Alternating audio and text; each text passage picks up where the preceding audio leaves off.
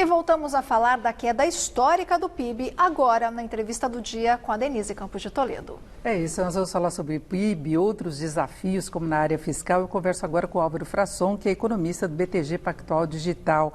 Álvaro, boa noite. Boa noite, Denise. Bom, essa queda do PIB no segundo trimestre era mais ou menos esperada, veio até um pouco acima da média das projeções. Agora, o ministro Paulo Guedes falou que é o som, né, que veio lá do passado, que ainda está ecoando. Mas o fato é que ainda há muita incerteza quanto ao ritmo de retomada, o que pode acontecer a partir de agora, né?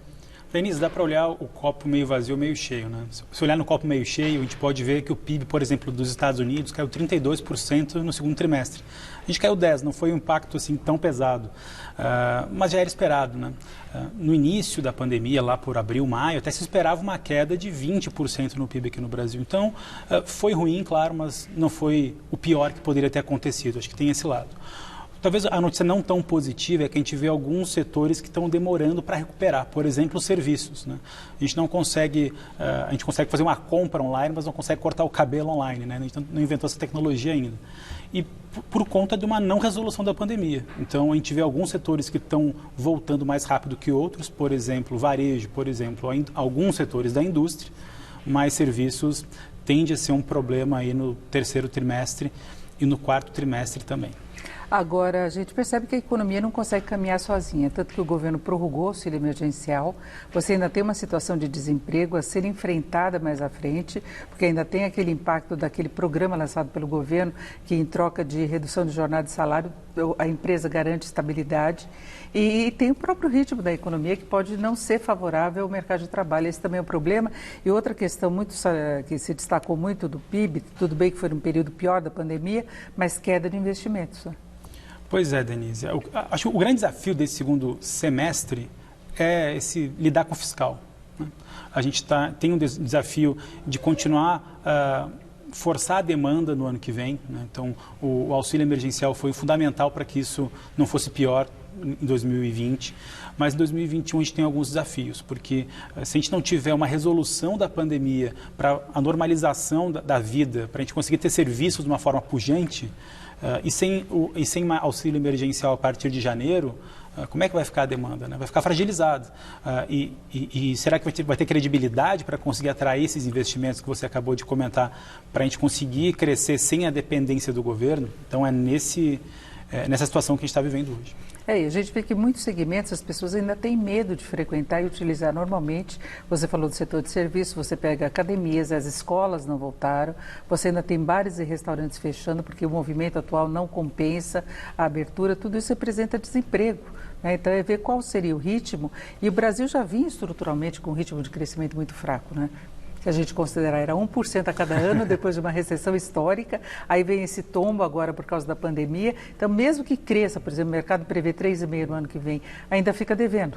Ainda fica devendo, e é esse o desafio, né? Dá até saudade do PIBinho, né? Dos últimos 2, 3 anos. Daqui para frente a gente vai precisar lidar com essa situação. Acho que a gente tem um desafio de fazer programas sim de incentivo, mas sem romper o teto de gastos, porque se a gente conseguiu ter uma queda brusca da taxa de juros, não essa de curto prazo, que foi por conta da pandemia, mas, sobretudo, a de longo prazo, que foi por conta da credibilidade do teto de gastos, como é que a gente vai conseguir lidar com essa situação? Porque se a gente parar de querer descumprir o teto de gastos, ou seja, tirar a conta de investimentos públicos dentro dessa conta, ou colocar o Renda Brasil sem colocar dentro desse teto de gastos, a gente vai perder a credibilidade. Perda de credibilidade vai significar juros futuros muito mais altos e contração da economia também. Então, a conta não é fácil de fechar. A gente vê que no orçamento que foi anunciado ontem, o governo até tentou passar esse recado que ele vai respeitar o teto de gastos. Só que ele deixou muita coisa fora.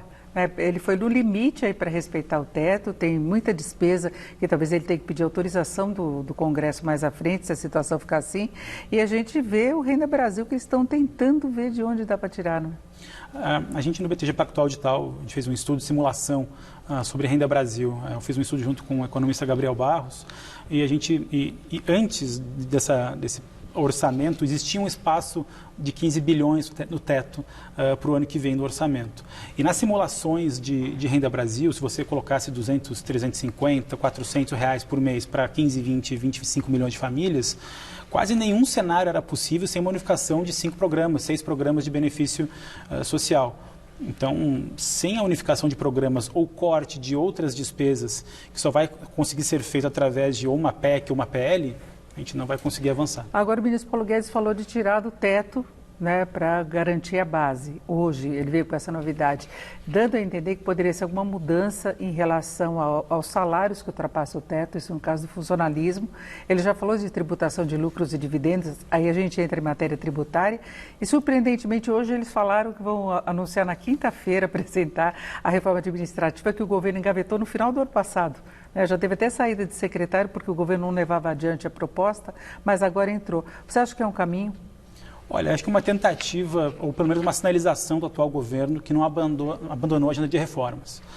O ponto a entender é como é que vai ser essa reforma administrativa, qual é a conta que de fato ela vai resolver se ela não vai mexer nos atuais servidores públicos, e sim nos servidores do futuro, né, que vão entrar na carreira pública, que parece, o que vai acontecer nesse projeto que vai ser enviado na quinta-feira.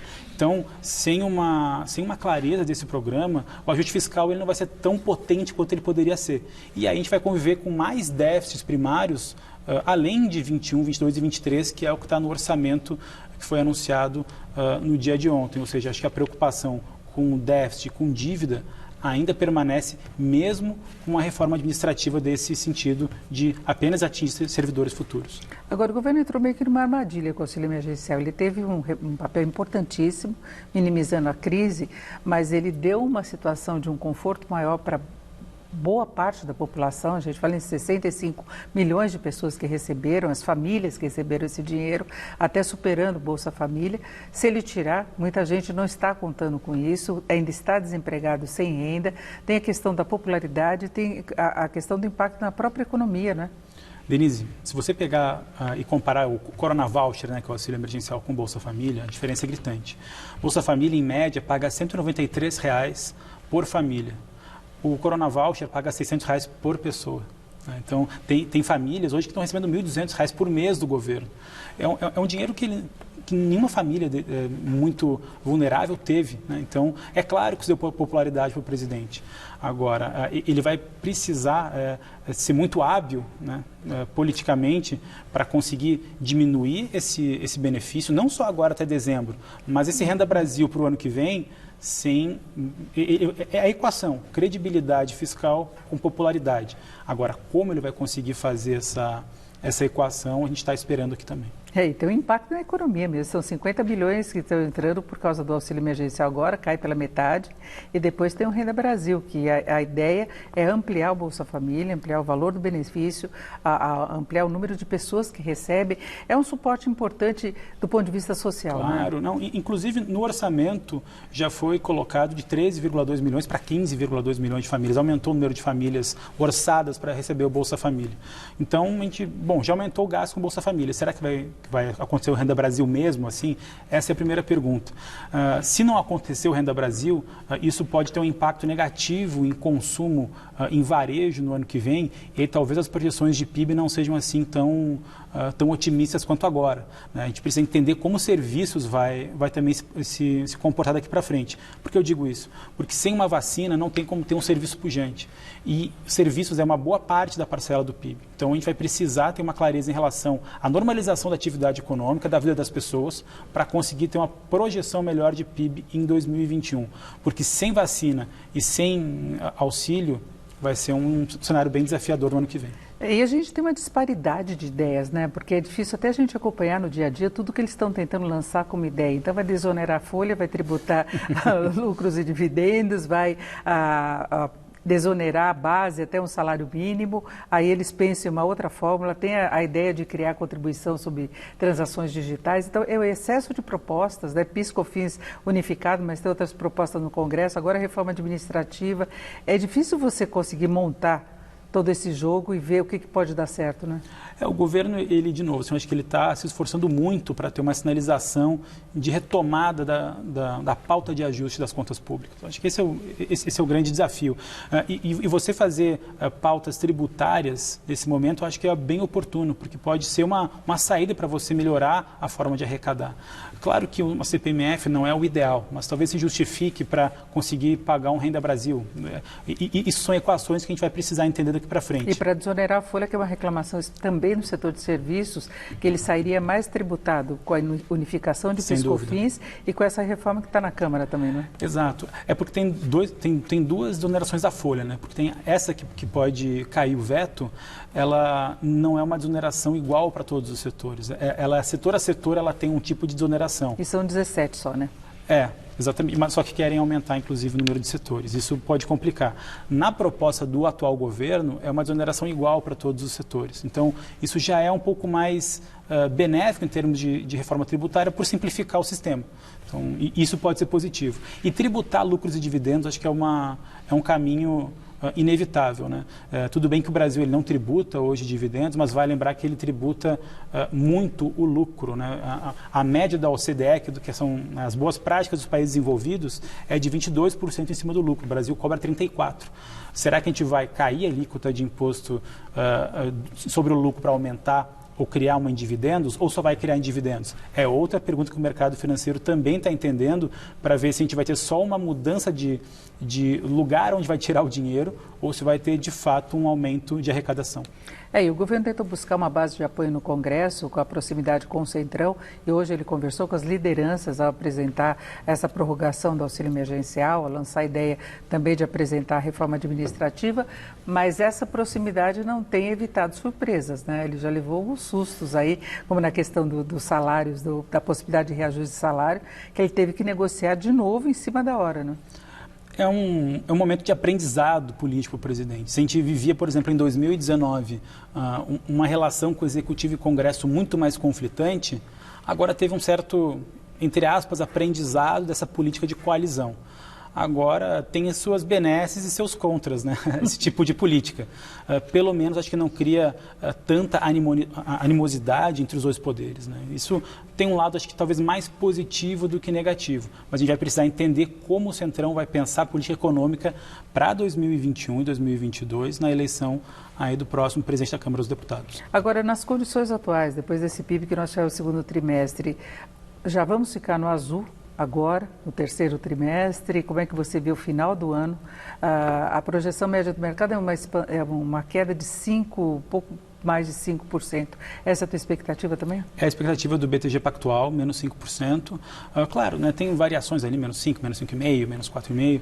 Até hoje me chamou a atenção, na hora de olhar as projeções do mercado, que o desvio padrão, a dispersão de projeções era maior dos últimos 20 anos. Ainda tinha 7% de queda, o governo trabalha com 4,7%, ele é o mais otimista da história. Normal, faz parte do governo ser otimista. Né? Tentar criar um ânimo maior. Exatamente. Assim. Até porque se o governo estiver pessimista, o que dirá o mercado? Né? Agora 5% já vai ser um tombo histórico. Já vai ser um tombo histórico, mas pelo menos, de novo, assim, acho que poderia ser muito pior. A gente vê, por exemplo, a FMI soltou um relatório há um pouco mais de um mês atrás com uma queda de menos 9%. No Brasil. Seria uma catástrofe muito maior.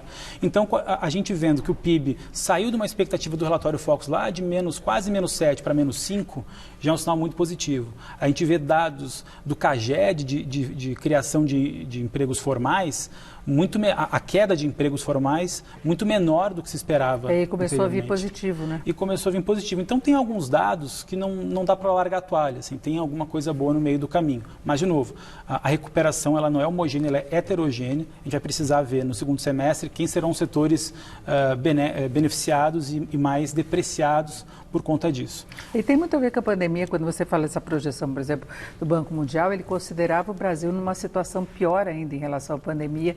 Se imaginou que o Brasil pudesse chegar a lockdown em alguns locais, não chegamos a isso, a gente ficou num platô muito alto, mas o Brasil foi voltando mesmo encarando esse platô, né?